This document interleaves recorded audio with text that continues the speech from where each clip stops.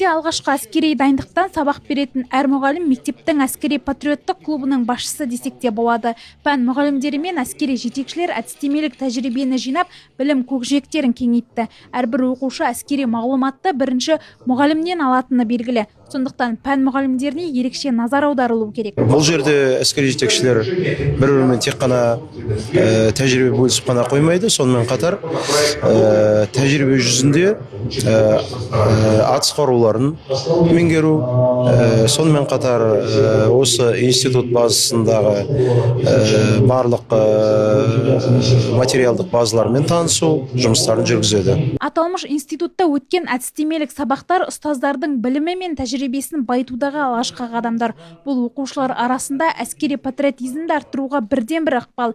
Сондай-ақ семинар барысында 2024 жылдың қорытындысы жасалды. Алғашқы әскери дайындық пәнінің үздік 7 мұғалімі іріктеліп марапатталды. Мәтінмен Байтұрсынов атындағы әскери дайындық пәнінің мұғалімі Сариев Ербол Абилгазиевич. Мұғалімдерді марапаттау сәтті өтті. Көрдіңіздер өздеріңіз.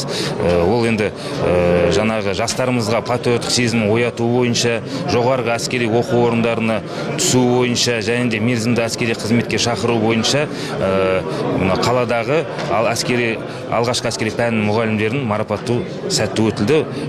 6-7 адам марапатталды. Бүгін тәжірибе жинауға қала мектептерінен 98 мұғалім келді. Олар білім жинап қана қоймай, атыс қарулары меңгеріп, аталмыш институттың материалдық базаларымен танысты. Алған білімдерін тәжірибе жүзінде іске асырды. Мұндай іс-шаралар педагогтердің біліктілігін арттырып қана қоймай, өскелең ұрпақтың санасын сілкіндіріп, патриоттық рухын күшейтумен де маңызды.